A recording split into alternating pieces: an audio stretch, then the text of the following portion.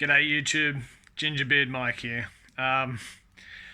It occurred to me watching my first video that actually not all of you know the story behind how I actually did lose the weight, and due to some requests I thought I might do a couple more videos just to expand on my whole experience with weight loss, the surgery, workouts even potentially. So yeah, in this video I just wanted to go a bit more into depth about how I lost the weight and how I've kept it off, and how I believe it's actually quite easy. Obviously that's going to differ from person to person, but so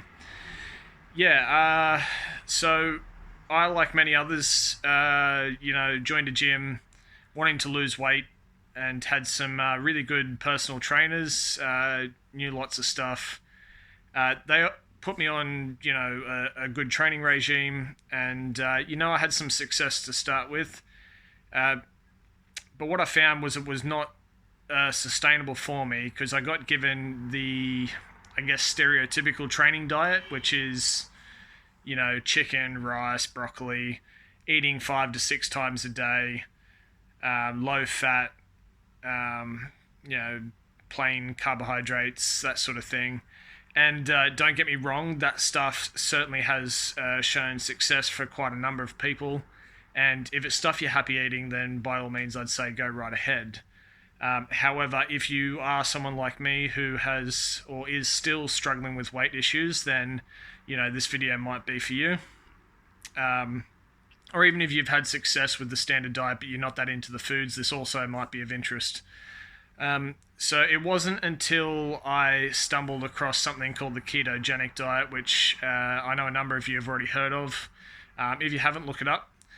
The basic premise of it is to, instead of using carbohydrates as energy and having your protein, it's basically swapping out the carbohydrates for fat.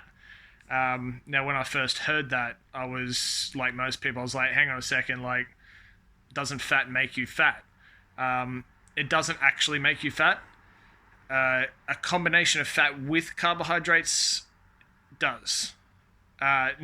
Just before I go any further, full disclaimer, because you have to do this these days, I'm not a trained professional, I'm not qualified, this is just my experience. So anyone out there who wants to have a whinge and a complain that, oh, you're not a doctor or anything like that, go jump off a bridge, I don't care. This is just my experience, and this is just what I found out through my own research, and I would highly recommend anyone does their own. But as I said, you're basically replacing the carbohydrates with fat as your energy source. The idea being that your body learns to use fat as an energy source. Therefore, when you, cut calories, I say cut calories, you don't have to cut a huge amount to start with.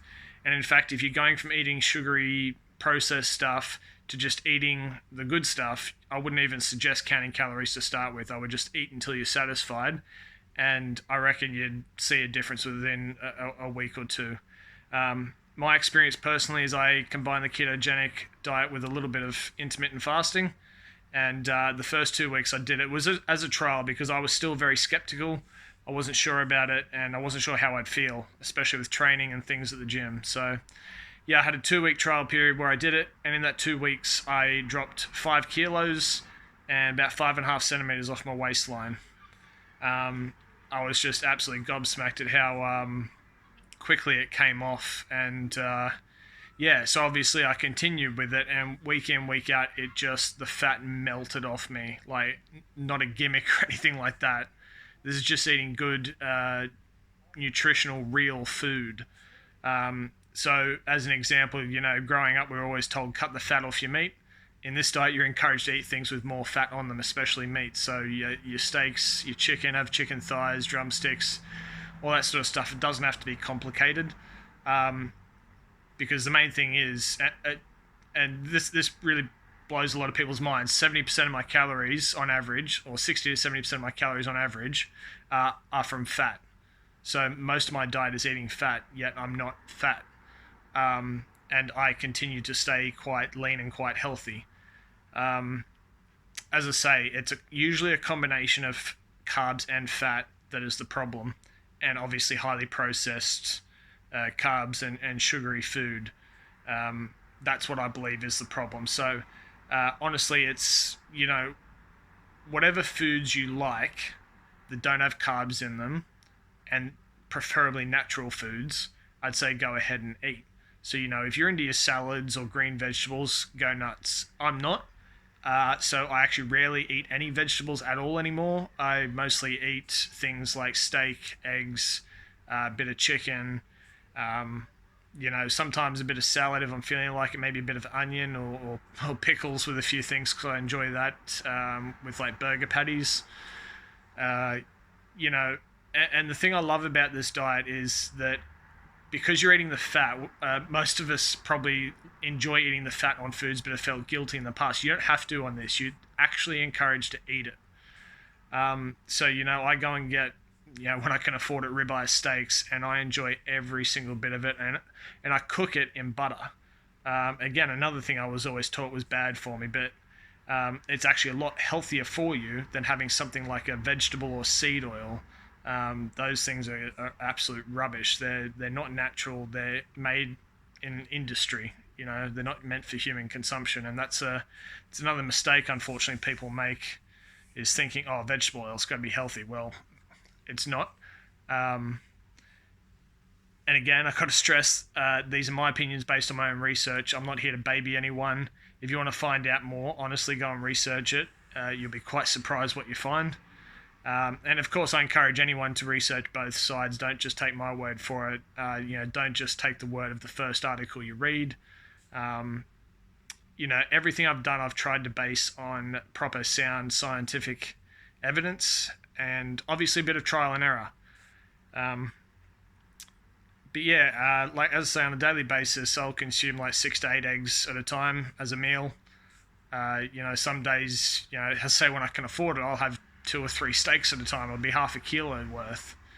But the other big thing, and I have to stress this, is if you're someone like me who puts weight on easily and or struggles to lose the weight, the biggest thing I found was not doing the 5 to 6 meals a day that people recommend. They think, oh, you eat more often and your metabolism goes up, and that may well work for some people.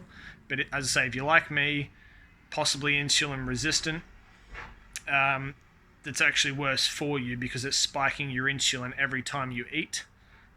So by fasting, you're actually giving your system a chance to be empty, to repair itself, and you're not spiking your insulin so often, so you're not becoming as resistant to the insulin.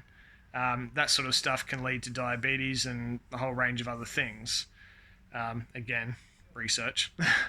But yeah, on average, I would eat 1 or 2 big meals a day. I might have a couple of coffees around it, maybe a snack later. I try not to snack, but I'm human. And don't get me wrong, we still do cheat meals, usually once a week or 2. I still thoroughly believe you should be able to enjoy yourself, have a treat, all that sort of thing. But I think people forget that treats should be once a week maximum. Maybe once a fortnight, something like that. Too many, I think we get caught in the trap of thinking, I haven't had such and such in a while, and before you know it, you're having a treat like every day because you think, I haven't had that particular thing in a few days, it can't be that bad, but it starts to pile up. So my aim each week is to eat 100% properly. I don't always achieve it, but I try to aim for that all week, and then have one meal where I just have whatever I like. If I want to down an entire large pizza, I go for it,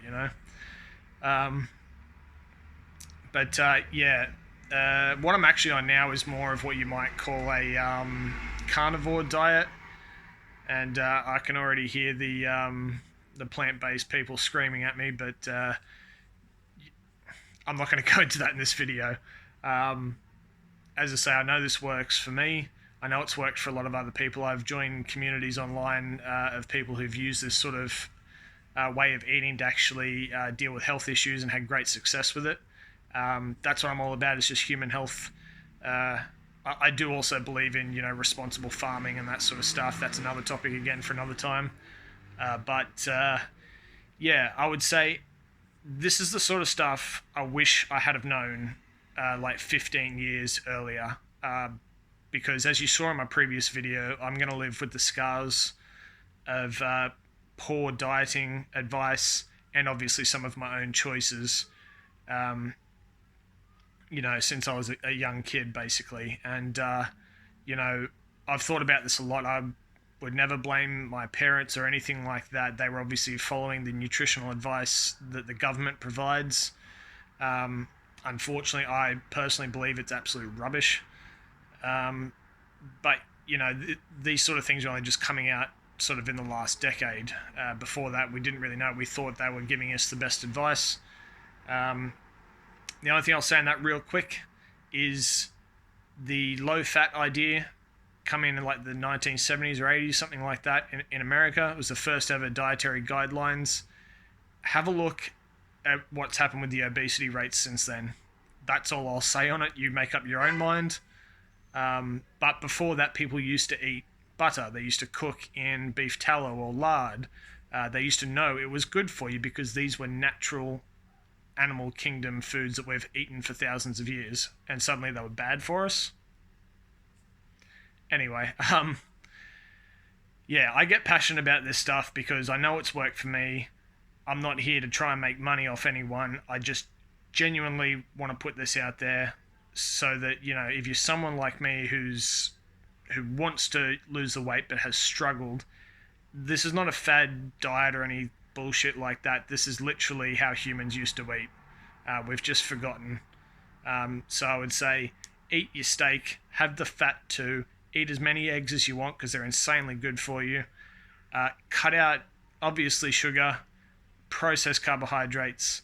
And one other golden rule I would say is anything that's in a packaging, check the ingredients. A general rule of thumb would be when you're checking the ingredients, less than 4 ingredients. Otherwise, you run the risk of having all these weird things in there that you're not really supposed to consume. And the other one to look out for is any sort of seed-based oil. So that's things like, I still don't know if I pronounce this, like rapeseed oil, sunflower oil, vegetable oils, those sort of things. They're not natural, and I genuinely believe they're poison. That's just my opinion. Again, do your own research, but that's what I would say to look out for. But as many natural foods as possible without carbohydrates, if you're someone who struggles with weight. And so green leafy vegetables and salads, that's all fine. As I say, if you enjoy that stuff, I don't have it that much. But make sure if you are going to have a go at it, lots of fat because it will keep you satisfied. It lessens the cravings of other bad food. And obviously plenty of protein. Proteins is obviously incredibly important for you as well. I could go on for ages with this stuff.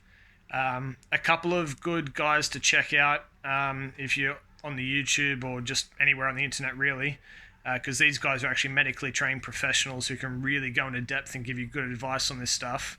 There's Dr. Berg, who's on YouTube. That's Berg. He's very much on the ketogenic side of things, and he's got a lot of great videos. If you're into the more extreme stuff, Dr. Shawn Baker, he's very outspoken, but I love that about him. He's not afraid to throw punches, if you know what I mean.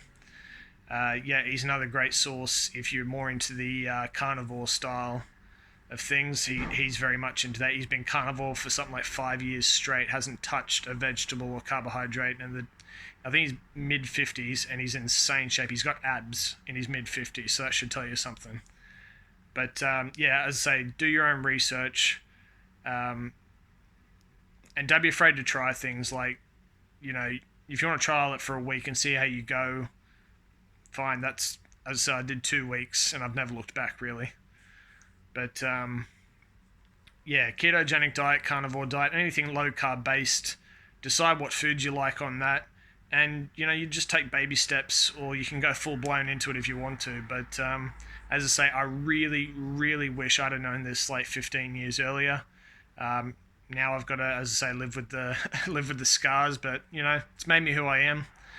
But if I can help anyone, even just one person, I know it's cliche, but honestly, if I can help anyone at least start that journey earlier, then that'll make all the difference. But yeah, anyway, that's it for today. If, again, there's any other questions you've got, I'm happy to do my best to answer them. As I say, I'm not a trained professional. I just want to help. So please, leave comments, likes, share it if you think anyone else could use it. And I'll come back and do another video, just expand maybe on the surgery, maybe on workouts, that sort of thing. But we'll see. Anyway, peace out.